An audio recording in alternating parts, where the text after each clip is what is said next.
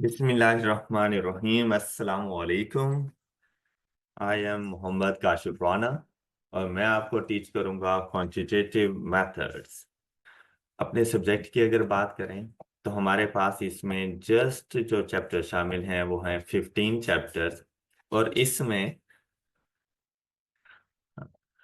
और इसमें हमारे पास कुछ चैप्टर्स ऐसे हैं जिनका ताल्लुक मैथमेटिक्स पोर्शन से है और कुछ चैप्टर्स हैं जिनका ताल्लुक स्टैटिस्टिक्स पोर्शन से है।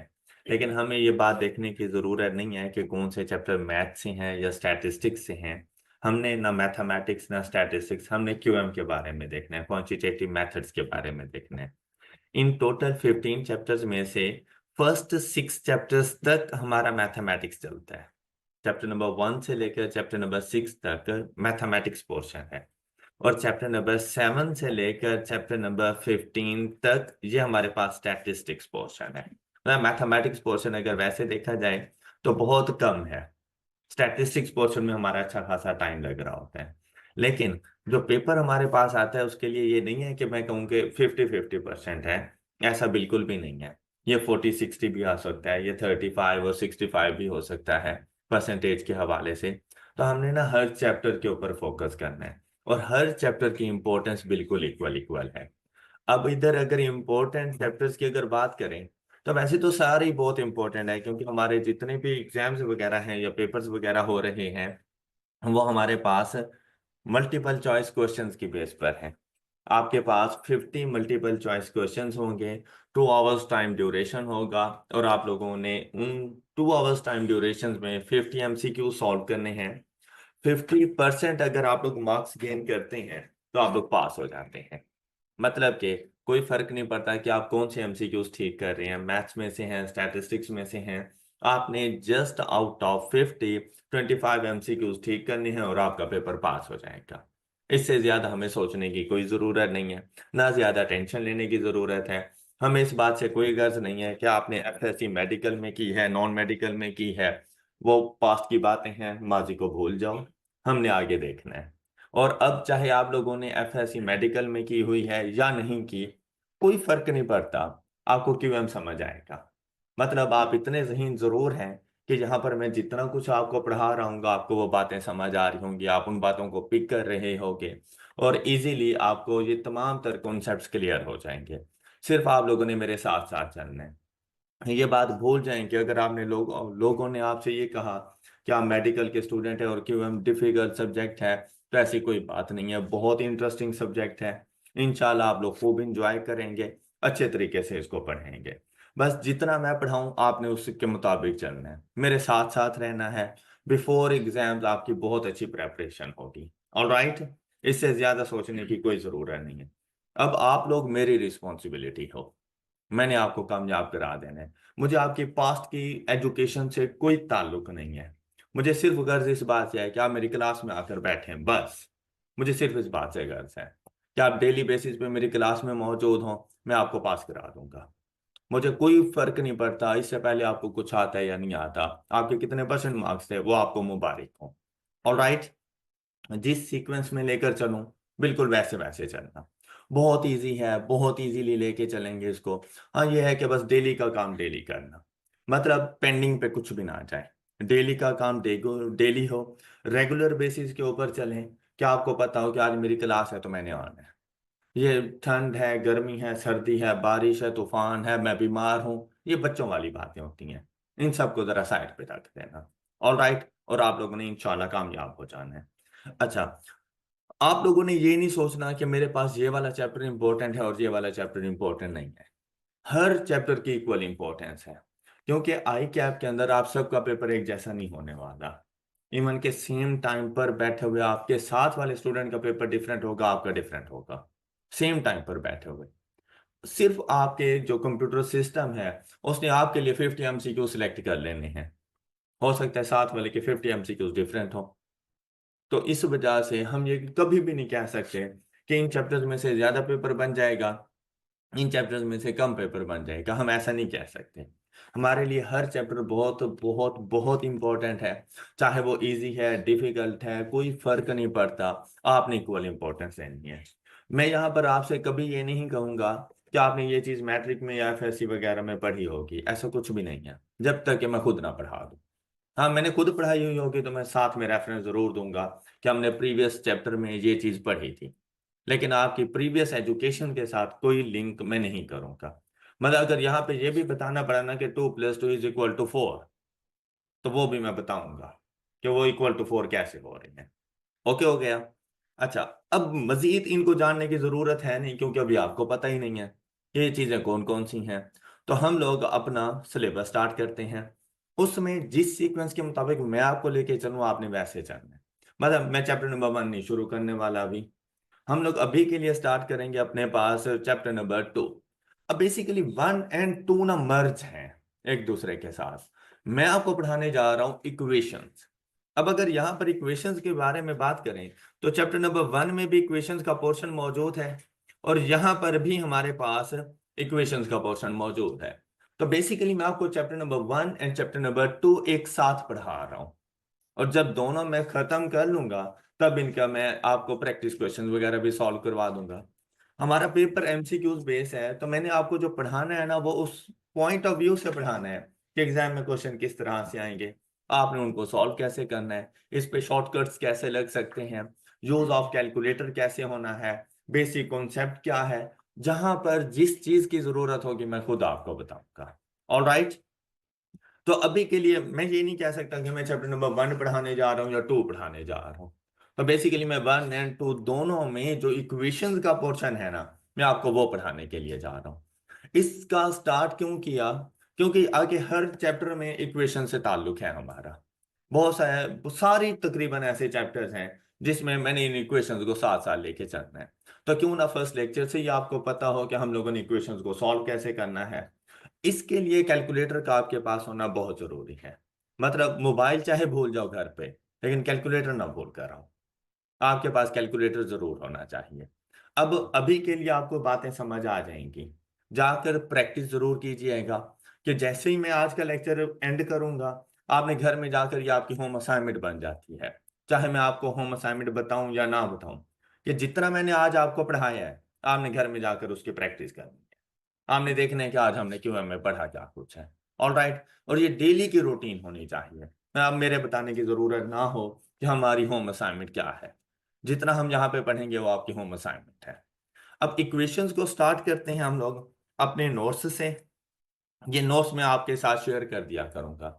वैसे हमारा जो फोकस होता है ना वो हमारी स्टडी टेक्स्ट के ऊपर होता है। आपने स्टडी टेक्स्ट को किसी हाल में नहीं छोड़ना, लेकिन कब स्टडी टेक्स्ट से पढ़ना है वो मैं आपको बताऊंगा कि स्टडी टेक्स्ट में से कब पढ़ना है, कितना पढ़ना है, क्या कुछ पढ़ना है, वो मैं आपको बताऊंगा। स्टडी टेक्स्ट मींस दैट जो आई कैप ने हमें बुक दी हुई है क्वांटिटेटिव मेथड की, हम उसको ज्यादा प्रेफर करेंगे। सबसे ज्यादा प्रेफरेंस हम उसको दे रहे होंगे। लेकिन उसको सपोर्ट करने के लिए जहां जहां आपको कुछ एडिशनल मटेरियल की जरूरत होगी तो उसके लिए मैं अपने नोट्स आपको प्रोवाइड कर दूंगा। ये नोट्स आपके व्हाट्सएप ग्रुप में आपके साथ शेयर हो जाएंगे। आप अगर चाहें तो इसकी फोटो कॉपी करवा लें, अगर आप चाहें तो। अदरवाइज मोबाइल से ही यूज कर लें इसको। मतलब मेरे लिए जरूरी नहीं है कि आपने इसको हार्ड फॉर्म में ही रखना है, नहीं है जरूरी। इवन कि आई कैप स्टडी टेक्स्ट भी अगर आप लोग सॉफ्ट फॉर्म में पढ़ना चाह रहे हैं अपने मोबाइल के थ्रू जरूर पढ़ें। फोटो कॉपी करवाने की कोई जरूरत नहीं है आप लोगों को। All right. क्लियर। चलें अब आते हैं हम लोग अपनी इक्वेशंस की तरफ। इक्वेशंस में देखें तो डिफरेंट टाइप्स की आप लोगों को इक्वेशन मिलेंगी। बचपन से पढ़ते आ रहे हैं इक्वेशंस के बारे में आप लोग। डिफरेंट टाइप की इक्वेशंस हैं, इनका ताल्लुक होता है नंबर ऑफ वेरिएबल्स के ऊपर, मतलब अननोन वैल्यूज के ऊपर, कि हमारे पास अननोन वैल्यूज कितनी हैं। और साथ में हमने ये देखना होता है कि उनकी हमारे पास पावर क्या आ रही है, उसकी पावर क्या होगी। हम लोग यहाँ पर देखें, ये बेसिकली इल्म का समंदर है, सारे का सारा यहाँ पे नहीं पढ़ा सकते। यहाँ पर अपने सिलेबस से रेलिवेंट जो बातें होंगी ना हम लोग सिर्फ वो डिस्कस किया करेंगे, और उससे ज्यादा हम लोग नहीं जाएंगे क्योंकि हमारा अपना सिलेबस काफी ज्यादा है। हम अगर बहुत ज्यादा पढ़ना शुरू कर देंगे तो हमारा सिलेबस नहीं कंप्लीट होगा। तो हमारी कोशिश होगी इन चैप्टर्स के ऊपर जो अपने सिलेबस से रेलिवेंट कॉन्सेप्ट्स हैं हम उनके ऊपर अच्छा खासा टाइम अपना इन्वेस्ट करें। All right. सबसे पहली जो हमारे पास इक्वेशंस की टाइप्स आती हैं उनमें हमारे पास है single variable with power 1। Simple equation है, single variable with power one, कि मेरे पास अननोन वैल्यू सिर्फ एक ही होगी।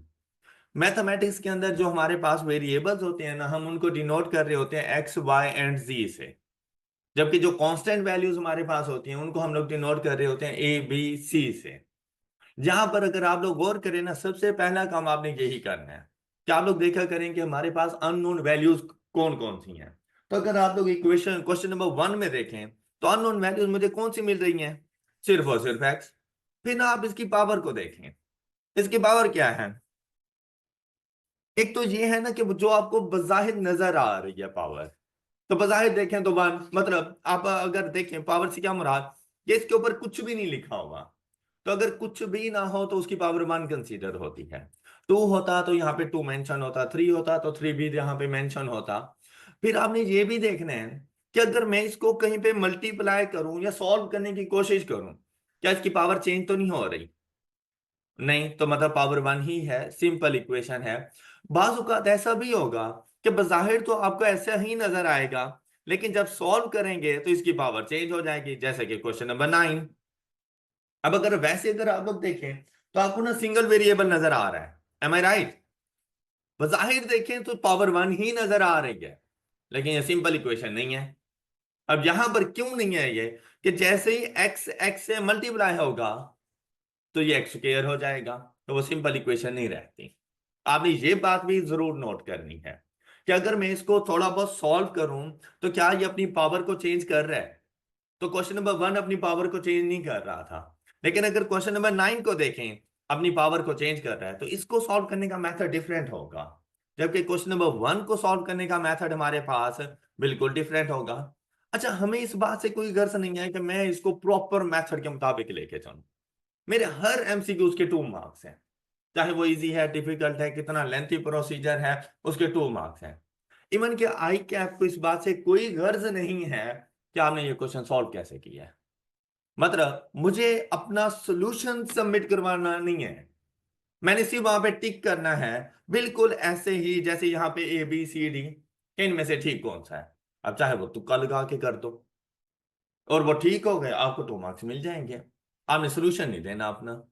तो यहां पर हम लोग भी अपना टाइम नहीं वेस्ट करेंगे। हम लोगों ने देखना है कि भाई मैं इसके करेक्ट आंसर तक कैसे पहुंच सकता हूं।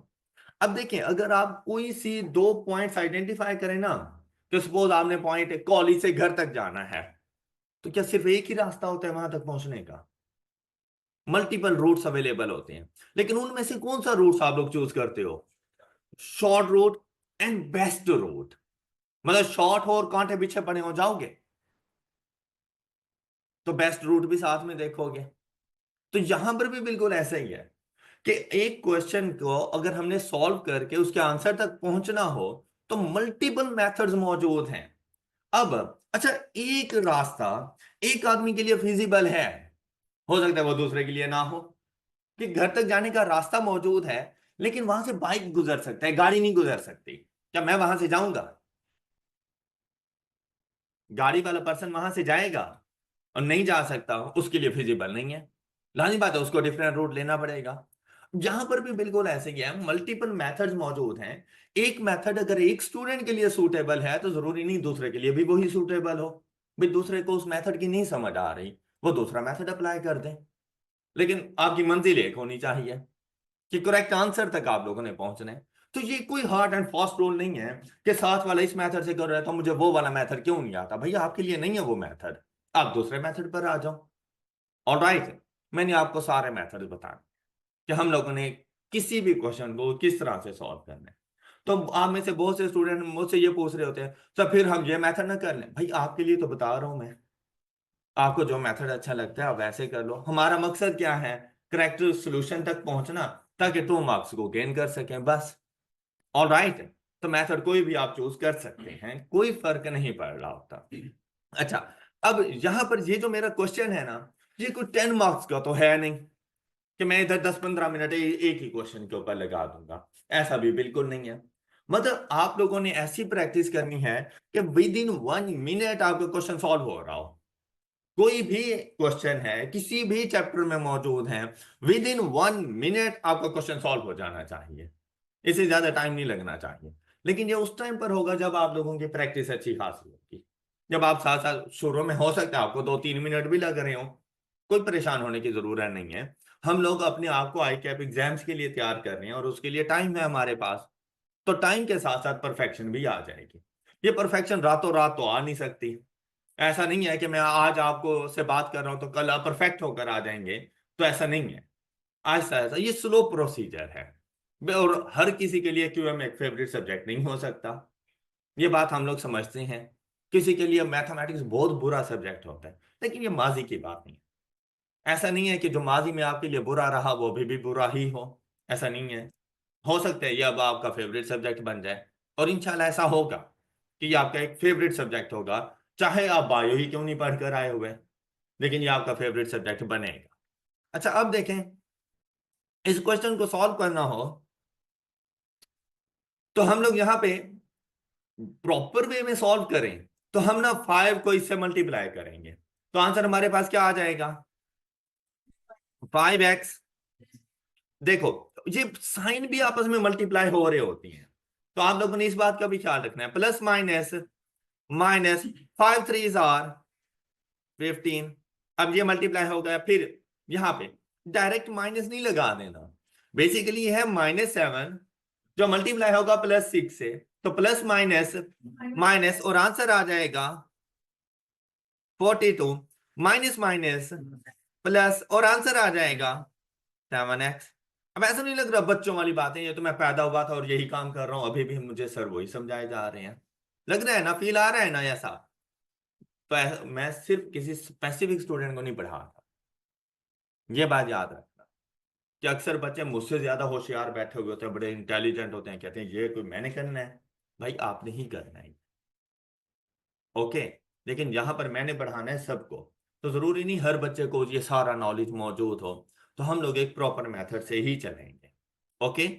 अच्छा, फिर देखें, इज इक्वल टू का साइन आ गया, हमने इज इक्वल टू लगाया इधर। फिर हमारे पास क्या, 24 एज इट इज। फिर -3 multiplied by 8 is equal to -24, then minus minus +3x -3। अब जाकर आप लोग इसको सॉल्व कर लेंगे। ये वो मेथड्स हैं जो आप लोग स्टार्ट से पढ़ते आ रहे हैं कि इक्वेशंस को ऐसे सॉल्व करना है। अब अगर आप लोग यहाँ पे गौर करें, +24 -24 क्या आपस में कैंसिल नहीं हो जाएंगे? बस ये कैंसिल हो गए हमारे पास। अब हमने किसकी वैल्यू फाइंड करनी है? तो x को एक साइड पे रख लेंगे और जो कांस्टेंट वैल्यूज हैं वो इक्वल टू की दूसरी साइड पे हम लोग रख लेंगे। तो क्यों ना हम ऐसे कर लें, 5x + 7x is equal to, और यहां पर माइनस माइनस आएगा माइनस ही, लेकिन आपस में ऐड हो जाएंगे। तो वैल्यू टोटल इन क्या क्या मिलेगी हमें? Is equal to 3x minus, अब यहां से 12x minus is equal to, अब ये -57 जब दूसरी साइड पे जाएगा तो माइनस, यहां से आंसर मिलेगा is equal to 57 -3 is equal to 54। हमें किस चीज की वैल्यू चाहिए? x को इधर ही रहने दे। x के साथ 9 मल्टीप्लाई हो रहा है, तो जब दूसरी साइड पे जाएगा तो डिवाइड हो जाएगा। तो क्या लिखेंगे, 54 divided by, and answer is, क्या ऑप्शन में मौजूद है? ये टिक कर दिया, 2 मार्क्स मिल जाएंगे।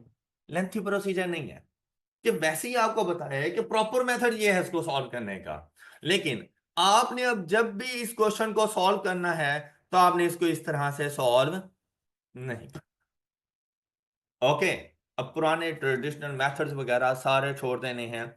देखिए भाई, अगर इससे पहले आप ऐसे पढ़ते थे तो इससे पहले चार्टेड अकाउंटेंसी भी तो नहीं कर रहे थे, है ना? तो जब चार्टेड अकाउंटेंसी में आया कुछ तो कुछ फर्क तो होना चाहिए ना। तो यहां पर क्वेश्चन को सॉल्व करने के लिए the one and only method, आपने यूज ऑफ कैलकुलेटर करना है। All right. अपने पास अपना कैलकुलेटर जिन बच्चों के पास है आज तो वो कर लें, और बाकी बच्चे जरा गौर से सुनते रहेंगे। अच्छा, ये कैलकुलेटर भी ना एक मिनी मशीन है हमारे पास जिसको चलाने का मेथड आपको आना चाहिए।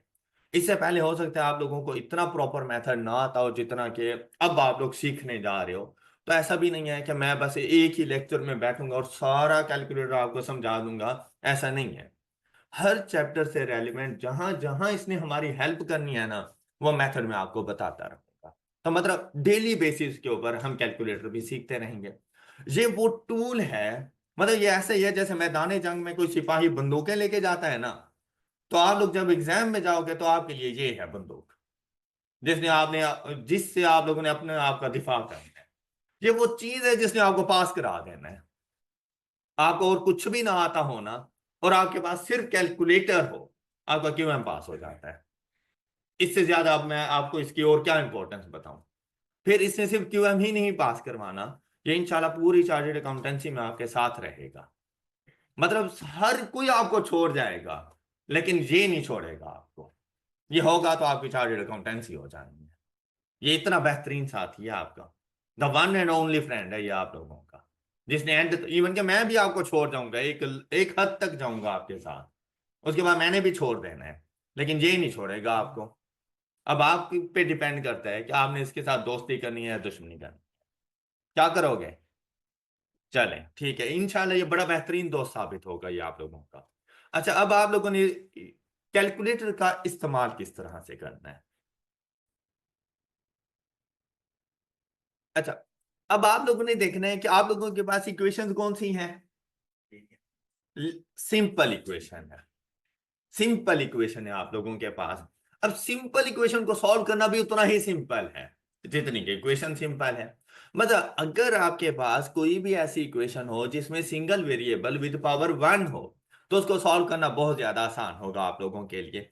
आपने अपना कैलकुलेटर उठाया, एज इट इज जैसे ये क्वेश्चन गिवन है ना, विदाउट एनी चेंज आपने यही चीज अपने कैलकुलेटर को बताना शुरू कर देनी है।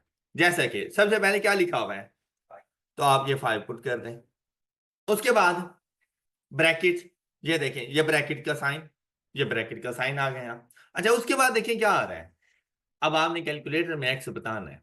अच्छा भाई, और चीज, यहां पर तो एक्स मौजूद है, अननोन वैल्यू। यहां पे अगर वाई भी होता ना, सिर्फ और सिर्फ वाई, तब भी कैलकुलेटर को एक्स बताना है। यहां पर अगर जी भी होता ना, तब भी कैलकुलेटर को एक्स ही बताना है। क्या देखो, क्वेश्चन में आपके पास अननोन वैल्यू कुछ भी हो सकती है, X Y G M N O A B C कुछ भी हो सकती है, लेकिन जब कैलकुलेटर में बताने लगेंगे ना, तो कैलकुलेटर के लिए अननोन वैल्यू हमेशा एक्स रहेगी। क्लियर। कैलकुलेटर को हमेशा आपने एक्स बताना है। और ये एक्स कैसे बताना है, ये देखें, जब ब्रैकेट क्लोज की के ऊपर देखें, तो रेड से कलर में आपको एक्स नजर आ रहा है, ये सब बच्चों को नजर आ रहा है ना, क्लियर है। अच्छा, अब आपने क्या करना है, कैलकुलेटर के ना 3 किस्म की कीज मौजूद हैं। एक वो फंक्शन मौजूद हैं जो इसकी ना कीज के ऊपर लिखे हुए हैं। जैसा कि 5 लिखना था ना, तो 5 की के ऊपर था, जस्ट मैंने प्रेस किया और 5 आ गया। ब्रैकेट ओपन करनी थी, की के ऊपर बिल्कुल लिखा हुआ था, जैसे ही मैंने की प्रेस की तो ब्रैकेट ओपन हो गई। ऑलराइट। उसके अलावा दो और फंक्शन, जो अगर आप लोग देखें ना कीज के नीचे, तो दो डिफरेंट कलर्स में आपको नजर आ रहे हैं। एक रेड से कलर में आपके पास मौजूद है कुछ फंक्शन, और कुछ ना येलो से कलर में आपके पास मौजूद है। कैसा है। तो ऐसे फंक्शंस को परफॉर्म करने के लिए ना, ऊपर ये दो कीज मौजूद हैं, कि अगर येलो से कलर को कोई भी फंक्शन परफॉर्म करवाना है ना कैलकुलेटर से, तो पहले शिफ्ट की प्रेस करेंगे, और फिर वो रेलिवेंट की प्रेस करोगे तो वो फंक्शन परफॉर्म होगा। और अगर रेड से कलर को कोई फंक्शन परफॉर्म करवाना है, तो पहले अल्फा की, अब देखो अल्फा रेड से कलर में लिखा हुआ है, पहले अल्फा की प्रेस करेंगे, फिर वो रेलिवेंट की प्रेस करेंगे, तो रेड कलर वाला फंक्शन परफॉर्म करवाएगा। अब देखिएगा जरा, अगर ये ब्रैकेट क्लोज की मैं एज इट इज प्रेस कर दूं ना, तो सिर्फ इसने ब्रैकेट क्लोज करनी है, ये बाकी किसी फंक्शन में नहीं गया, क्योंकि ना तो मैंने शिफ्ट प्रेस किया ना ही मैंने अल्फा प्रेस किया। तो जो उस की के ऊपर फंक्शन होगा ना, उसको परफॉर्म करवाएगा। क्या मैंने ब्रैकेट क्लोज करनी थी अभी, नहीं। अच्छा, ये फिर डिलीट करने के लिए डेल की मौजूद है, यहां से ये डिलीट हो गया। ओके। अच्छा, मुझे क्या चाहिए यहां पर, कौन से कलर में है। अब क्या करें, अल्फा, और अब ब्रैकेट क्लोज करें, तो अब ब्रैकेट क्लोज नहीं करेगा, अब रेड फंक्शन परफॉर्म करवाएगा। एक्स आ गया। उसके बाद एज इट इज लिखे, -3 ब्रैकेट क्लोज, -7 ब्रैकेट ओपन, फिर 6 माइनस, हाँ जी, अल्फा एक्स, ये आ गया, ये ब्रैकेट क्लोज। बात क्लियर है? यहां तक पहुंच गए सब बच्चे? अच्छा, उसके बाद अगर देखें इक्वल टू का साइन है, तो ये इक्वल टू, ये वाला इक्वल टू नहीं है, ये जो इधर इक्वल टू लिखा हुआ है ये वाला इक्वल टू नहीं है ये। ऑलराइट, ये नहीं प्रेस कर देना। अब तो मेरा क्वेश्चन ही कंप्लीट नहीं हुआ, तो आपको आंसर कैसे मिल सकता है? तो ये जो इक्वल टू है ना, ये है इक्वेशंस का इक्वल टू, सॉल्व करने वाला इक्वल टू नहीं है। अब आपने क्या करना है, ये जो इक्वल टू है ये आएगा यहां पर, ये आपको नजर आ रहा है इधर क्या? शिफ्ट की के बिल्कुल नीचे देखिए ना, कैलकुलेशंस की वहां पर देखिए रेड कलर में इक्वल टू। तो अब इक्वल टू लाने के लिए क्या करूंगा, अल्फा, और अब आया है ये इक्वल टू। क्लियर है? तो ये याद रखिएगा कि जब तक आपकी इक्वेशन चल रही है ना, इक्वेशन में जो इक्वल टू का साइन है वो अल्फा और कैलकुलेशन की के प्रेस करने के साथ आएगा। अच्छा, आपने अपने न्यू कैलकुलेटर परचेज करने होंगे, तो वहां पे इस बात को जरूर देखिएगा कि आपके पास ना यहाँ पे इक्वल टू का साइन उस कैलकुलेटर में मौजूद हो। एक तो आपने जो कैलकुलेटर लेना है वो कंपनी कोई भी हो सकती है, जैसे अब मेरे पास ये कैसियो कंपनी का मौजूद है, आपके पास कंपनी कोई भी हो सकती है, लेकिन उसका जो मॉडल आपके पास होना चाहिए ना कैलकुलेटर का, वो आपके पास होना चाहिए FX991 ES। EX नहीं लेना, सेम मॉडल EX के साथ भी मौजूद है, आपने EX नहीं लेना, आपने लेना है ES+। आपने ये वाला मॉडल जाके लेना है। ओके, कंपनी कैसी हो तो बहुत अच्छी बात है, ना हो डिफरेंट हो तो कोई फर्क नहीं पड़ता, लेकिन कैलकुलेटर में देख लीजिएगा कि यहाँ पर इक्वल टू का साइन मौजूद हो, 1 नंबर के ऊपर ये स्टैटिस्टिक्स लिखा हुआ होना चाहिए, 1 नंबर के ऊपर येलो से कलर में स्टैटिस्टिक्स डिस्ट्रीब्यूशन ये लिखा हुआ होना चाहिए। ओके, वो फिर आपके सिलेबस के मुताबिक वो चल जाएगा। सिंपल कैलकुलेटर लेंगे तो आपको उतना वो फायदा नहीं दे पाएगा, ये सारे फंक्शन उस पर परफॉर्म नहीं होते। अच्छा, जैसे आप यहां तक पहुंच गए, उसके बाद सिंपल 24, देन जी, जी 8 माइनस, शाबाश, और क्वेश्चन कंप्लीट हो गया। अब आपने इसको क्या कहना है कि भाई सॉल्व करो, ऐसे ही है ना? तो ऐसा नहीं है, अब जहां पर जाकर आप इक्वल टू प्रेस कर दो तो उसने एरर दे देना है, अगर आपने इक्वल टू प्रेस कर दिया सिर्फ तो। क्लियर? अब इसको क्या कहना है हम लोगों ने, भाई साहब सॉल्व करके दिखाओ। अच्छा, जब इक्वल टू प्रेस करती हो और ये एरर आ जाता है ना, आप में से बहुत से जज्बाती लोग बैठे हुए होते हैं, फौरन से इसी प्रेस करते हैं और फिर से सारा क्वेश्चन लिख रहे हैं। भाई इतना टाइम नहीं है हमारे पास। इन केस अगर ऐसा हो गया है तो गलतियां इंसान से होती हैं, कोई बात नहीं, सुधार लेते हैं।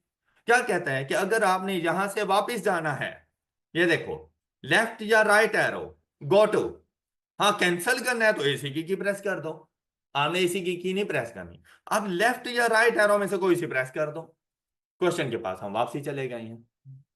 All right. अच्छा, फिर इसकी सबसे खास बात, आपसे ऐसे बहुत सी जगहों पर ऐसा होगा, जब आप वापसी आते हो ना तो कर्सर वहीं पे मौजूद होता है जहां पर मिस्टेक होती है। अब देखो, मैंने कर्सर लास्ट पे छोड़ा था, आपको याद है? मैंने इसको ना -3 के बाद छोड़ा था कर्सर को, लेकिन जैसे ही मैं वापसी आया कर्सर कहां पे मौजूद है, इक्वल टू के साइन के साथ। कहते हैं यार ड्यू टू इक्वल टू मैं इसको सॉल्व नहीं कर पा रहा। तो अब मैं उसे कहूंगा अभी एरर कोई नहीं है, मैंने इसको बताया गलत था, अब मैंने इसे कहना है कि भाई मेरे क्वेश्चन को सॉल्व करो। तो देखो यहां पे सॉल्व लिखा हुआ नहीं है कैलकुलेशन की के ऊपर, कौन से, शिफ्ट कैलकुलेशन, अगर इतना करोगे ना, ये कोई प्रीवियस रिजल्ट होगा जो मैंने इससे पहले क्वेश्चन सॉल्व किया होगा, आपके पास ये नहीं आया होगा, क्योंकि आपने इससे पहले कभी कैलकुलेशन नहीं की। मैं तो करता रहता हूं ना, इससे पहले जो मैंने क्वेश्चन सॉल्व किया था ना, ये उसका रिजल्ट है, ये मेरे इस क्वेश्चन का रिजल्ट नहीं है। जब भी आपने इक्वेशन को सॉल्व करना, आपने 3 कीज प्रेस करनी है, कौन सी? शिफ्ट, कैलकुलेशन, और इसको कहना है इक्वल टू। अब ये सॉल्व करके देगा, अब ये जो रिजल्ट आया ना, वो इस क्वेश्चन का रिजल्ट है। बात समझ आ गई सब बच्चों को? कहते हैं एक्स को 6 पुट करो, तो left hand right hand side, L stand for left hand side and R stand for, दोनों का डिफरेंस 0 हो जाएगा, मतलब बोथ आर इक्वल। बात क्लियर? तो जाके सिंपली 6 को टिक कर देना है आप लोग, क्वेश्चन सॉल्व हो गए। हम लोग इक्वेशन को ऐसे सॉल्व करेंगे। Any problem? तो एक मरतबा खुद से जरा प्रैक्टिस करें इसकी। Any problem? हो जाएंगे ऐसे क्वेश्चन सॉल्व। चलिए अब चलते हैं नेक्स्ट स्टेप के ऊपर। बस इतना जान लेना ये बहुत था, और ये वाला नॉलेज ना बहुत काम आने वाला है तकरीबन हर चैप्टर में। कि हम लोगों ने अननोन वैल्यूज को फाइंड करना होगा, तो हम लोग हमेशा इसी तरह से सॉल्व किया करेंगे। नेक्स्ट चलते हैं। नेक्स्ट टाइप ऑफ इक्वेशन जो हमारे पास मौजूद है, उसमें 2 वेरिएबल्स होंगे, तो हमारा और उनकी पावर 1 ही होगी। हमेशा याद रखिएगा कि अगर वेरिएबल 1 होना तो इक्वेशन एक ही होगी उसको सॉल्व करने के लिए, लेकिन अगर वेरिएबल 2 होंगे तो इक्वेशन भी 2 होंगी, वेरिएबल 3 होंगे तो इक्वेशन भी 3 होंगी। अगर आपके पास 2 वेरिएबल्स हैं और इक्वेशन 1 है, तो आप लोग उसको कभी सॉल्व नहीं कर सकते, आपके उस साथ में दूसरी इक्वेशन जरूर मौजूद होगी। अब यहां पर देखिए, मेरे पास 2 वेरिएबल्स हैं, कौन कौन से? X and Y. तो दोनों की वैल्यूज ही मैंने फाइंड करनी है, एक्स एंड वाई दोनों की वैल्यूज फाइंड करनी है। तो क्या एक ही इक्वेशन है? नहीं, 2 डिफरेंट इक्वेशन मेरे पास मौजूद हैं। ऐसी इक्वेशन को कहा जाता है लीनियर इक्वेशन। इन इक्वेशन को क्या कहते हैं? और ये दोनों ना एक जैसी हैं, इसीलिए इनको कहते हैं साइमल्टेनियस लीनियर इक्वेशन। इनकी अगर हम लोग स्टैंडर्ड फॉर्म की बात करें ना, तो इसकी स्टैंडर्ड फॉर्म हमारे पास होती है A X plus B Y is equal to C, 0 नहीं, इज इक्वल टू सी। अब कुछ देर पहले ही मैंने आपसे कहा कि मैथमेटिक्स के अंदर एक्स वाई जी कंसीडर होते हैं एज वेरिएबल, मतलब जो अपनी वैल्यू को चेंज कर सके अकॉर्डिंग टू सिचुएशन, और ए बी सी हमारे पास मौजूद होते हैं एज कांस्टेंट नंबर, जो खुद को चेंज ना करें। जैसे कि अब अगर आप लोग देखें ना फर्स्ट इक्वेशन, तो ये स्टैंडर्ड फॉर्म में ही मौजूद है हमारे पास। कि हमारे पास देखें एक्स एज वेरिएबल, एक्स का कोफिशिएंट, अब एक्स जिसके साथ मल्टीप्लाई हो रहा होता है ना उसे कहा जाता है कोफिशिएंट। एक्स के कोफिशिएंट को डिनोट किया जाता है ए के साथ। भाई अगर फर्स्ट इक्वेशन में कोई आपसे पूछे कि भाई ए की वैल्यू क्या है, तो मैंने उसे क्या कहना है? ए इज इक्वल टू 93। कोई मुझसे पूछे बी की वैल्यू क्या है, तो वाई के कोफिशिएंट को बी कहा जाता है। तो बी की वैल्यू इस इक्वेशन के मुताबिक मेरे पास क्या आएगी? 15। और कोई पूछे कि भाई सी की वैल्यू इस इक्वेशन में क्या है, तो हमारे पास सी की वैल्यू यहां पर क्या आ रही है? अच्छा, स्टैंडर्ड फॉर्म में अगर आप लोग देखें तो सी इक्वल टू की राइट हैंड साइड पर मौजूद है।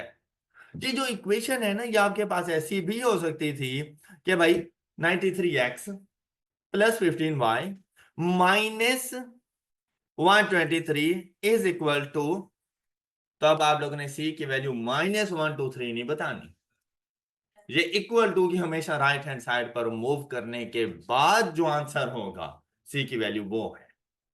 और राइट, -123 नहीं बताना, स्टैंडर्ड फॉर्म के मुताबिक बताई जाती है। बात क्लियर? तो कभी कभी आपको ऐसे मिल जाएगा कि कांस्टेंट इक्वल टू की लेफ्ट हैंड साइड पर होगा, तो आपने उसको राइट हैंड साइड पे मूव करना है, फिर जाकर अपनी इक्वेशन को सॉल्व कीजिएगा। Same case with second equation. A की वैल्यू क्या है मेरे पास? 15, बी की वैल्यू एंड सी की वैल्यू 201। बात क्लियर है? इन इक्वेशन को हम लोग क्या कह रहे हैं? Linear equation.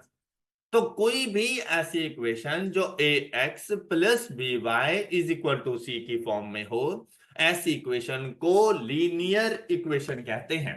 लीनियर इक्वेशन क्यों कहा जाता है? कि अगर हम इसकी मदद से ग्राफ बनाएं, तो ग्राफ हमेशा स्ट्रेट लाइन बनेगा। ग्राफ हमेशा स्ट्रेट लाइन, वो डायरेक्शन कुछ भी हो सकती है स्ट्रेट लाइन की, लेकिन बनेगा हमेशा स्ट्रेट लाइन, ये कर्व की शेप में नहीं बनेगा। ऑलराइट। अच्छा, सॉल्व कैसे करना है? तो मल्टीपल मेथड्स हैं इसको सॉल्व करने के। आपने बहुत से मेथड देखे थे कि इस मेथड से, इस मेथड से, इस मेथड से। सारे पुराने ट्रेडिशनल मेथड हैं सबको साइड पे कर देना। The one and only method calculator. आपने इनको इस तरह से सॉल्व करना है।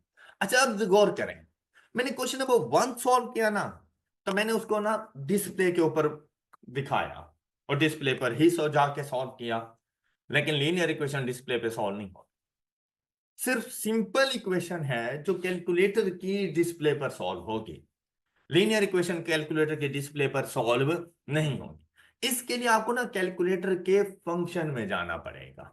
अब फंक्शन पे कैसे जाएंगे, आप लोगों ने ना ऑन की के साथ यहां पर देखिए मॉड की आपको नजर आ रही है, मॉड या सेटअप दोनों वर्ड लिखे हुए हैं, मॉड की आपको नजर आ रही है, आपने वो प्रेस कर दें। अब ये कैलकुलेटर के डिफरेंट फंक्शन आपके पास आ गए। इनमें से हम कौन सा चैप्टर कर रहे हैं, कौन सा कॉन्सेप्ट कर रहे हैं, तो देखो इक्वेशन क्या नजर आ रहा है आपको, कहां पे नजर आ रहा है। अब कैलकुलेटर पे आपने बताना है उसे 5 की प्रेस करके कि भाई मैं इक्वेशन सॉल्व कर रहा हूं। ऑलराइट, अब ये आपसे पूछ रहे हैं कि भाई कौन सी इक्वेशंस। अब ये इक्वेशन की भी काफी सारी टाइप्स हैं। अब आपने इसमें से चूज करना है कि जो मेरे पास इक्वेशन है वो कौन सी फॉर्म की है। 1 नंबर, और यहां पे अगर आप खुद गौर से देखो कांस्टेंट वैल्यू कहां पर है, इज इक्वल टू की राइट है, तो आपकी क्वेश्चन के अंदर भी कांस्टेंट वैल्यू इक्वल टू की राइट हैंड साइड पर होनी चाहिए। तो देखो स्टैंडर्ड फॉर्म कैलकुलेटर ने खुद बता, क्योंकि साइन का फर्क पड़ जाता है क्वेश्चन गलत हो जाएगा, तो वो आपको खुद बता रहा है कि भाई लीनियर इक्वेशन लेकर आ जाओ, लेकिन याद रखना कि कांस्टेंट वैल्यू इक्वल टू की राइट हैंड साइड पे मौजूद हो। क्या हमारे पास ऐसा है, तो हमें परेशान होने की जरूरत ही नहीं है। ऑल राइट, अच्छा मैं उसे कहने जा रहा हूं कि भाई मैं लीनियर इक्वेशन सॉल्व करूंगा। देखो कौन सी की प्रेस करूं, लीनियर इक्वेशन कहां पे हैं, तो उसको बताओ कि भाई 1। अब कैलकुलेटर को भी पता है कि अगर लीनियर इक्वेशन है, मतलब 2 वेरिएबल्स के साथ इक्वेशन है, उसे पता है आपके पास 2 ही इक्वेशन होंगी। देखो उसने आपको स्पेस भी वैसी दी है कि भाई मुझे 2 इक्वेशन के लिए ये स्पेस मिल गई। इसे पता है कि भाई एक stands for coefficient of X, B stands for coefficient of Y and C stands for constant. X and Y बताने की जरूरत नहीं है, वो ऑटोमेटिकली कैलकुलेटर को पता है। वो आपसे कह रहा है कि भाई फर्स्ट इक्वेशन में मुझे ए की वैल्यू बताओ। अब फर्स्ट इक्वेशन में देखो ए की वैल्यू क्या है, आपने सिंपली 93 लिखना है। अब देखो ये 93 अभी यहां पे मौजूद है, इसके बाद आपने इक्वल टू की प्रेस कर देनी है। देखो इक्वेशन में 93 लिखा गया, और ये जो कर्सर है ना, ये जो बॉक्स सा बना हुआ है ब्लैक हिस्सा, ऑटोमेटिकली मूव कर जाता है आगे जैसे ही आप इक्वल टू प्रेस करते हो। कैसा हुआ, अब नेक्स्ट फर्स्ट इक्वेशन में बी की वैल्यू क्या आएगी मेरे पास। देखो इसीलिए मैंने यहां से ना ए बी सी की वैल्यूज को फाइंड किया था कि ए बी एंड सी की वैल्यूज क्या, ये नेगेटिव में भी हो सकती हैं। इनकेस ये -15 होता ना तो आप 15 नहीं लिखोगे, अब -15 ही जाके लिखोगे, साइन साथ में लिखा, प्लस का साइन लिखने की जरूरत नहीं होती। अगर कोई भी कांस्टेंट नंबर विदाउट साइन है तो वो हमेशा पॉजिटिव कंसीडर होता है, लेकिन अगर नेगेटिव हो तो आप उसे बताओ कि भाई ये नेगेटिव है।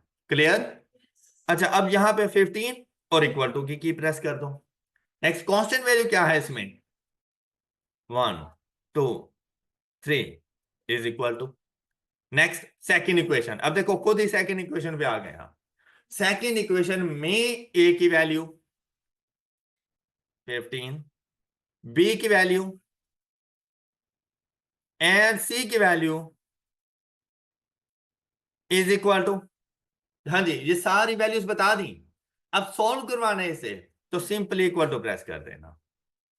तो वो आपसे कह रहा है कि एक्स की वैल्यू क्या होगी 1, और फिर से इक्वल टू प्रेस कर दो, y की वैल्यू क्या होगी 2। तो ये आपके पास पॉइंट बन जाता है 1 एंड 2, 2 एंड 1 भी कह सकते हैं।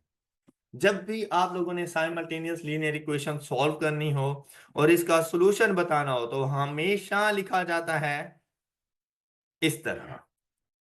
तो जो x की वैल्यू चाहे जो मर्जी हो पहले वही आएगी, चाहे वो पॉजिटिव है, नेगेटिव है, जीरो है, कुछ भी है, पहले x की वैल्यू कोमे से सेपरेशन करोगे उसकी, और फिर y की वैल्यू लिखोगे। तो 1 एंड 2 मींस दैट कि x को 1 पुट करो, y को 2 पुट करो, इक्वेशन इक्वल हो जाएंगी। Any problem? कर लोगे ऐसी इक्वेशन को सॉल्व? जल्दी से क्वेश्चन नंबर 3 सॉल्व करके दें मुझे।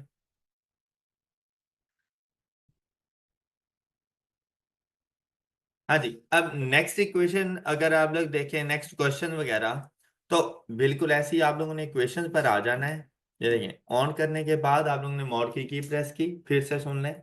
उसके बाद आप इक्वेशन के लिए 5 की प्रेस करेंगे, साइमल्टेनियस लीनियर इक्वेशन के लिए 1 की प्रेस करेंगे। आपको इस तरह का एक इंटरफेस नजर आएगा। फिर आपने फर्स्ट इक्वेशन के पास गए। फर्स्ट इक्वेशन में एक्स का coefficient 4, 6, 5, then 75, and the constant value is,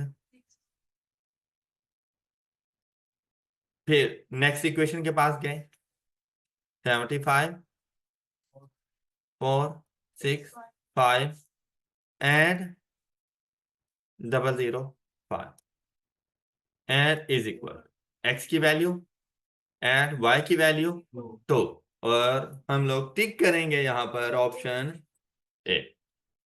हो गया सॉल्व? कोई प्रॉब्लम? चलें, अब बिल्कुल ऐसे ही क्वेश्चन है, क्वेश्चन नंबर 4, लेकिन भाई पूछने का अंदाज थोड़ा सा बदल जाता है, थोड़ा सा इक्वेशन को चेंज कर देता है। लेकिन आपने पहली चीज क्या देखनी है? वेरिएबल्स कितने हैं? 2। इक्वेशंस कितनी है? तो लीनियर इक्वेशंस हैं। अब आपने ये देखना है कि क्या मैं इसको सॉल्व कर सकता हूं। अब यहां पर देखें, फर्स्ट इक्वेशन में ना 4y minus X is equal to 10। अब आप यहां पर a की वैल्यू को 4 नहीं ले सकते। बेसिकली यहां पर ना अब आपको थोड़ा सा एक स्टेप ज्यादा कि इस इक्वेशंस को रीअरेंज करना है according to calculator standard form of equation. और वो हमारे पास अब क्या बनेगा, इसको किस तरह से रीअरेंज करूं? माइनस एक्स प्लस 4y, बस हो गई है रीअरेंज। क्लियर? अब क्या कैलकुलेटर के सिस्टम के मुताबिक नहीं आ गई है? अच्छा, नेक्स्ट वाली इक्वेशन के साथ भी बिल्कुल ऐसे ही करना है।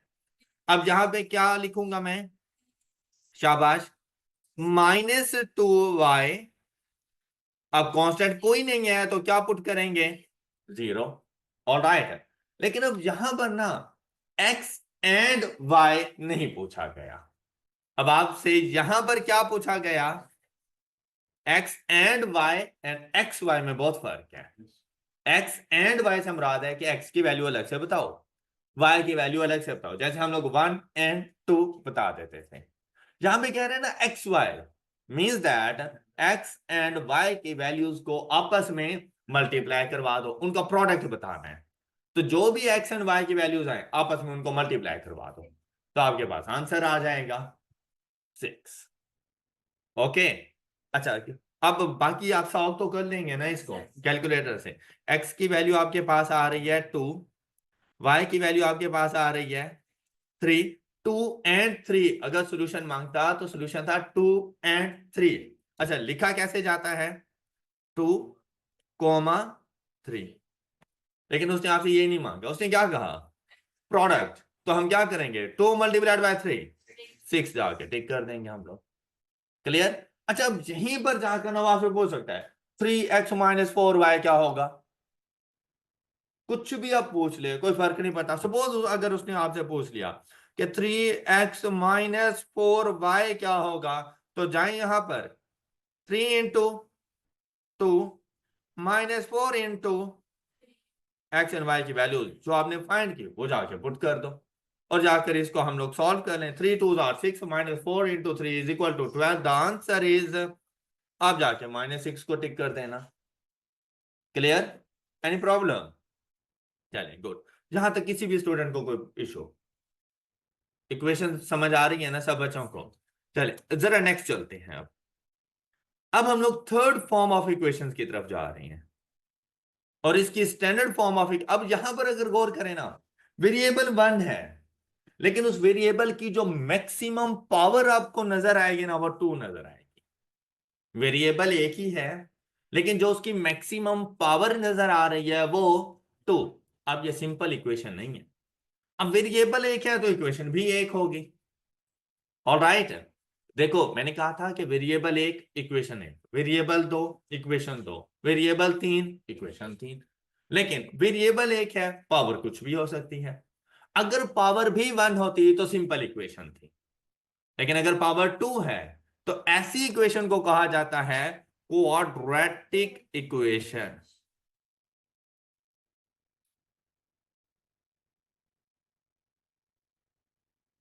Quadratic equation. देखिए इससे पहले जो हम लोग simple equation and linear equation solve करते रहे वो आपकी स्टडी टेक्स्ट में चैप्टर नंबर 1 है। और अब जो क्वाड्रेटिक इक्वेशन सॉल्व करने जा रहे हैं ये आपकी स्टडी टेक्स्ट में चैप्टर नंबर 2 है। तो हम लोग सिर्फ अभी इक्वेशन पे फोकस कर रहे हैं। क्वाड्रेटिक इक्वेशन, इसकी स्टैंडर्ड फॉर्म ऑफ इक्वेशन हमारे पास होती है A X square plus B X plus C is equal to 0। Alright. अच्छा अब यहां पे गौर करें ना, लीनियर इक्वेशन में कांस्टेंट इक्वल टू की राइट हैंड साइड पे चला गया था, यह देखो। लेकिन क्वाड्रेटिक इक्वेशन में कांस्टेंट लेफ्ट हैंड साइड पर ही रहेगा और राइट हैंड साइड पर हमेशा 0 पुट करोगे। ओके, अब ये बात आपने हमेशा याद रखनी है। अच्छा ये चीज आपको आपका कैलकुलेटर भी बता देगा। जैसे ही आप इधर भी ऑन की के साथ मॉड की प्रेस करेंगे, उसके बाद आप इक्वेशन में गए तो आप देखो क्वाड्रेटिक इक्वेशन है ना, कौन से नंबर पे आ रही हैं। अब यहां पे अगर गौर करें क्या लिखा हुआ है, A X square plus B X plus C is equal to 0। मैं कांस्टेंट अगर इक्वल टू की राइट हैंड साइड पर है तो आपने उसको लेफ्ट हैंड साइड पर लेकर आना है, साइन का ख्याल रखना है आप लोगों ने। बात क्लियर। तो अब यहां पर देखें, अगर क्वेश्चन नंबर 6 की बात करूं तो ए की वैल्यू क्या आएगी, बी की वैल्यू क्या आएगी, सी की वैल्यू क्या आएगी। शाबाश। यहां पर देखें ए की वैल्यू, बी की वैल्यू एंड सी की वैल्यू -1। ऑलराइट। अब अगर आपने सॉल्व करना हो इसको तो आप सिंपली यहां पर जाएंगे। अब इसमें से किसको सिलेक्ट करें, अब इसे पता है एक ही इक्वेशन है। अब देखें 2 नहीं लिखा हुआ साथ में। अब यहां पर ए से मुराद एक्स स्क्वायर का कोफिशिएंट, बी से मुराद एक्स का कोफिशिएंट और सी से मुराद कांस्टेंट वैल्यू है। अब यहां पर ए एक्स स्क्वायर का कोफिशिएंट क्या, B 4 and C 1 equal to. अच्छा अब देखो यहां पर एक्स एंड वाई नहीं मिलना, आपको वो बता रहा है, और इससे पहले हमेशा एक्स होता था। लेकिन आज गौर करो तो क्या कह रहा है, मतलब भाई मैं आपको दूसरी वैल्यू भी बताऊंगा। कहते हैं एक्स की दो वैल्यूज, अगर पावर 1 है ना तो एक्स की एक ही वैल्यू होगी। पावर 2 हो तो 90% तक, 100% नहीं, 90% एक्स की दो वैल्यूज मिलेंगी। पावर 3 हो एक्स की तीन वैल्यूज है, पावर 4 हो एक्स की चार वैल्यूज है। मतलब चार वैल्यूज के लिए, चार डिफरेंट वैल्यूज के लिए सेम इक्वेशन सेटिस्फाई हो जाती है। ऑलराइट। अब ये क्वाड्रेटिक इक्वेशन है मोस्टली केसेस के अंदर, मैं अब 100% की बात नहीं कर रहा, लेकिन मोस्टली केसेस के अंदर आपको दो सॉल्यूशंस मिलेंगे कि उन दोनों पर ये इक्वेशन सेटिस्फाई कर जाएंगे। पहला सॉल्यूशन हमारे पास क्या है, -1/3, और दूसरा सॉल्यूशन हमारे पास क्या है, अच्छा भाई देखिए अगर लीनियर इक्वेशन है ना, ये छोटे छोटे पॉइंट्स होते हैं लेकिन बहुत इंपॉर्टेंट पॉइंट्स होते हैं, कि अगर लीनियर इक्वेशन है ना पहले हमेशा एक्स की वैल्यू और बाद में वाई की वैल्यू, 1 2 को 2 1 नहीं कर सकते। ऑलराइट। लेकिन क्वाड्रेटिक इक्वेशन है, मेरे पास आंसर आ रहा है -1 या मैं इसको लिख दूं -1/3 एंड -1, कोई फर्क नहीं पड़ता क्योंकि दोनों ही एक्स की वैल्यूज, एक्स एंड वाई की वैल्यूज नहीं है। ऑलराइट। एक्स एंड वाई हो तो फर्क पड़ता है, आपने सीक्वेंस के साथ चलना होता है। लेकिन अगर दोनों क्वाड्रेटिक इक्वेशन में तो दोनों एक्स हैं, चाहे जो मर्जी पहले बता दो, इससे कोई फर्क नहीं पड़ेगा। तो मतलब आप इसको टिक करो या -1 एंड -1/3 ऑप्शन हो उसको टिक करो, एक ही बात है। बात क्लियर, कोई प्रॉब्लम। कोई प्रॉब्लम? चले, अब नेक्स्ट वाले का जरा आंसर देखें क्या आ रहा है आपके पास। क्वेश्चन नंबर 7 का आंसर सेम वैल्यू जाके पुट करेंगे 4 7 एंड, अच्छा अब यहां पे जरा गौर करना, देखो कभी भी क्वेश्चन में ना घबराने शबराने की कोई जरूरत नहीं है भाई। क्या मैक्सिमम 2 क्वेश्चन गलत हो गए कोई फर्क नहीं पड़ता, 3 हो गए, 5 हो गए, 10 हो गए, कोई फर्क नहीं पड़ता। सारे क्वेश्चन आपके लिए नहीं बने हुए भाई, इसमें परेशान होने की कोई जरूरत नहीं है। भाई यहां पर कोई मेरिट सर्टिफिकेट नहीं है, यहां पे कोई पोजीशन नहीं है, यहां पर सिर्फ पेपर को पास करना है, बस आपने 50% से ऊपर जाना है। जहां पे मेरिट सर्टिफिकेट की जरूरत होगी ना, वहां पे हम लोग हमेशा 100 पे ही रहेंगे, हम 99 पर भी नहीं आएंगे। FAR 1 के अंदर, कॉस्ट एंड मैनेजमेंट अकाउंटिंग के अंदर, हम लोग खुद को 100% पर ही रखेंगे। लेकिन जहां पर PRC के अंदर आपने तमाम पेपर्स में अपने आप को जस्ट 50% से ऊपर रखना है बस। अब चाहे वो खुद 50 ही क्यों ना हो, कोई फर्क नहीं पड़ता। आउट ऑफ 50 25 क्वेश्चन गलत हो गए हैं, लेकिन 25 ठीक कर लो बस। जे ना 26 ना गलत हो, बस इतना ख्याल रखना। ओके, तो 1 2 3 4 5 क्वेश्चन गलत हो गए हैं, कोई फर्क नहीं पड़ता भाई, नेक्स्ट क्वेश्चन पे चले जाना। क्लियर? जे ना उस एक क्वेश्चन की वजह से बाकी 49 क्वेश्चन ही गलत करने हैं। आप देखें यहां पर जैसे ही आंसर आया इज इक्वल टू, देखो क्या सेम स्ट्रक्चर में लग नहीं रहा, -7 प्लस √65 डिवाइडेड बाय 8, तो ये तो वैसे भी डिवाइडेड बाय 5 था, इसको कैंसिल कर दो। अच्छा फिर अगर गौर करो, ये 65 हमारे पास आ रहा है, यहां पर क्या है, इसको भी कैंसिल कर दो। अब ये दोनों, तो मेरे पास यहां पर क्या चीज आ रही है, -7, यहां पे क्या है, इसको भी कैंसिल कर दो। जब 3 गलत हो गए तो चौथे को अपना लो। ओके, क्वेश्चन सॉल्व हो गया। अब अगर यहां गौर करें तो क्या फर्क आ रहा है, तो अगर यहां पे देखें, यहां पे कौन सा साइन है, लेकिन ये क्या है, x1 is equal to, same है बिल्कुल, सिर्फ फर्क क्या है, तो उसने ना अलग अलग वैल्यूज नहीं बताई। अब उसने क्या मतलब, मेरे पास आंसर 5 ही है, लेकिन एक आंसर है +5, दूसरा है, एक ऑप्शन ये है कि मैं इसको इस तरह से लिख लूं, दूसरा ऑप्शन क्या है कि मैं +-5 इसको इस तरह से लिख लूं। ओके, अब ये एक वैल्यू नहीं शो कर रहा, ये 2 डिफरेंट वैल्यू शो कर रहा है, एक पॉजिटिव के साइन के साथ और दूसरी, तो इसके लिए हम लोग जाके ऑप्शन ए को टिक करते हैं। बात क्लियर हो गई? किसी को प्रॉब्लम? अच्छा, इसी तरह अगर आप लोग क्वेश्चन नंबर 8 देखें, तो लग नहीं रहा जैसे क्वाड्रेटिक इक्वेशन हो, कैसे लग रहा है, एक्स स्क्वायर की वजह से, शाबाश। लेकिन क्या मैं एज इट इज उसको कैलकुलेटर को बता सकता हूं? क्वाड्रेटिक इक्वेशन कैलकुलेटर के डिस्प्ले पर नहीं बतानी है आप लोगों ने, मतलब ऐसा नहीं है कि आप लोग जाएंगे, अच्छा इस कैलकुलेटर को वापसी लेकर आना हो ना, आप चाहे आप इसको ऑफ करके ऑन कर लो तभी ये इधर ही मौजूद रहेगा। ओके, अब आपने क्या करना है इसके लिए, ये मॉड की प्रेस करें और 1 की प्रेस कर दें, अब ये वापिस आएगा। ऑन की के साथ जो मॉड की थी वो प्रेस कर कर 1 की प्रेस करें तो ये अपनी ओरिजिनल हालत में वापसी आ जाता है, अदरवाइज ये इक्वेशन में ही मौजूद रहेगा, चाहे आप ऑफ करके इसको ऑन ही क्यों ना करें तब ये उधर ही मौजूद रहेगा। ओके हो गई बात? अच्छा अब भाई अगर आप इसको डिस्प्ले पर सॉल्व करोगे तो आपको ये आंसर कर देगा। चलिए ट्राई करते हैं, जरा डिस्प्ले पर सॉल्व करते हैं। क्या आपको ये चीज ऐसे मिली और आपने इसको डिस्प्ले पर सॉल्व कर दिया, ये देखो आप लोगों ने भी जरा साथ साथ करना है। x + 10 is equal to 11x, और ये देखो ये स्क्वायर की मौजूद है, ये स्क्वायर की प्रेस कर दी, 2 के अलावा कोई और पावर होती तो साथ में ये पावर की मौजूद है, ये प्रेस करता और वहां पे जाके पावर लिख देता मैं। नेक्स्ट क्या है, -x + 1, अब इसको सॉल्व करते हैं, shift solve equal to, answer कर देगा ये, कौन सा आंसर आ रहा है मेरे पास। अच्छा, जरूरी नहीं कि आपके पास भी 1 आया हो, अगर आपने सॉल्व किया तो हो सकता है आपके पास डिफरेंट आंसर आया हो। एक्स की 2 वैल्यूज है तो कोई सा एक आंसर आपके पास आएगा, लेकिन अगर यहां पर देखें तो 1 तो यहां पर भी मौजूद है और 1 तो इधर भी मौजूद है, अब इन दोनों में से किसको टिक करूं, डिस्प्ले ने आपकी हेल्प करनी है लेकिन आधी हेल्प करनी है, और अक्सर क्वेश्चन डिस्प्ले की वजह से गलत हो जाते हैं, क्योंकि भाई क्वाड्रेटिक इक्वेशन डिस्प्ले पे सॉल्व होती ही नहीं है। ऑलराइट, अगर आप करेंगे तो आपको कोई एक आंसर मिलेगा।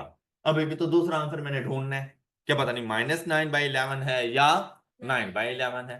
तो आपने ना इसको थोड़ा सा करना है रीअरेंज, स्टैंडर्ड फॉर्म में लेकर आना है। जब स्टैंडर्ड फॉर्म में लेकर आएंगे तो ऐसा नहीं लग रहा जैसे +x -x से कैंसिल हो जाएगा है। नहीं होगा, नहीं होगा, मैं सिर्फ आपको जगा रहा था। ये इक्वल टू की डिफरेंट साइड्स पर मौजूद हैं, ये आपस में कैंसिल नहीं होंगे। अगर ये एक ही साइड पर इस तरह से मौजूद होते तब ये हो सकते थे, या दोनों सेम साइन के साथ होते तब हो सकते थे, अभी नहीं होंगे ये। अब देखो क्या लिखेंगे इसको, 11x²। अब ये x जब इधर जाएगा तो -x, पहले से ही यहाँ पे -x मौजूद है, तो क्या बन जाएगा, शाबाश, +10 जब उधर जाएगा -10 हो जाएगा, +1 पहले से मौजूद है तो is equal to, quadratic equation बन नहीं गई। पर थोड़ी सी एफर्ट ना कभी कभी आपको खुद पुट करनी पड़ती है। अब जाकर अपना कैलकुलेटर यूज कर लें। मॉड इक्वेशन 3 नंबर और 11 -2 -9 1 -9/11 और जाके टिक करेंगे ऑप्शन। अब क्वेश्चन सॉल्व हो गया, कोई प्रॉब्लम, ऑल क्लियर, चलें गुड। अब आते हैं क्वेश्चन नंबर 11 पर। क्या चीज नजर आ रहा है कि कौन सी इक्वेशन सॉल्व करने जा रहे हैं हम लोग, 3 वेरिएबल, तो इक्वेशंस कितनी, तो देखो नजर आ रही है, ax + by + cz is equal to d, constant. अब जो कांस्टेंट है वो d बन जाएगा। अब जो a है वो x का कोफिशिएंट, b y का कोफिशिएंट, c z का कोफिशिएंट, और d as a constant number जाएगा। ऑलराइट, इसको भी कैसे सॉल्व करना है, जैसे लीनियर इक्वेशंस को सॉल्व किया था कि आपने उठाना है अपना कैलकुलेटर, मॉड की पर आए, इक्वेशंस पर जाएंगे। अब यहां पर देखो कौन सी इक्वेशन आपको नजर आ रही है, सेकंड, तो की प्रेस करो। तो देखो कैलकुलेटर को पता है कि आपने 3 इक्वेशन बतानी उसको, तो 1 2 3, और ए बी सी डी बताना है। तो देखो ए बी सी, और थोड़ा सा इसको आगे करो ना, ये देखो ये डी को कॉलम भी मौजूद है। ऑलराइट, चले अब ए की वैल्यू पर, फर्स्ट इक्वेशन में ए की वैल्यू 6 स्टैंडर्ड फॉर्म में, ऑलरेडी स्टैंडर्ड फॉर्म में मौजूद है, इसलिए रीअरेंजमेंट की कोई जरूरत नहीं है जी। उसके बाद जी, अब ये 5 नहीं लिखना, -5, एंड नेक्स्ट वन इज 3 3 -2 13 7 5 -3 26, अब इक्वल टू x इज 2, फिर इक्वल टू y इज, फिर equal to z is, and answer is 2 3। अब अगर 2 3 1 पुट करो किसी भी इक्वेशन में, सारी सेटिस्फाई हो जाएंगे, मीन्स दैट इक्वल आंसर आएंगे। गॉट इट, मुश्किल था काम। चलें क्वेश्चन नंबर 12 सॉल्व करें।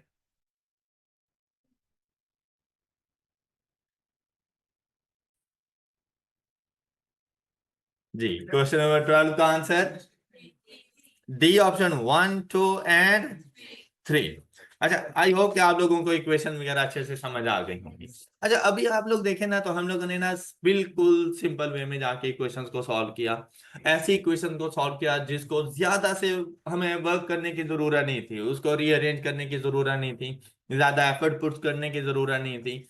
अभी वो इक्वेशन थी जो हम लोग एज इट इज अपने कैलकुलेटर को बताएं तो हमारा कैलकुलेटर उसका आंसर कर देता है। तो बेसिकली आज का जो हमारा मकसद था ना, वो यूज ऑफ कैलकुलेटर था, हमें कैलकुलेटर की समझ आए। अभी मैं 12 क्वेश्चन तक पहुंचा, लेकिन मैंने काफी सारे क्वेश्चन स्किप भी किए, क्योंकि उसमें ना थोड़ी सी एफर्ट पुट करनी थी हम लोगों ने। तो वो इंशाल्लाह हम लोग नेक्स्ट लेक्चर में करेंगे। फिर हम लोग देखेंगे कि अभी इक्वेशन बनी बनाई हमें मिल रही थी तो हम लोग जाके सॉल्व कर रहे हैं, और अगर खुद से इक्वेशन बनानी पड़ जाए तो हम लोगों ने इक्वेशन को बनाना कैसे है और फिर उस क्वेश्चन के सॉल्यूशन को कैसे सॉल्व करना है, वो इंशाल्लाह हम लोग नेक्स्ट लेक्चर में देखेंगे। That's all for today. अपना बहुत सा ख्याल रखिए। अल्लाह हाफिज।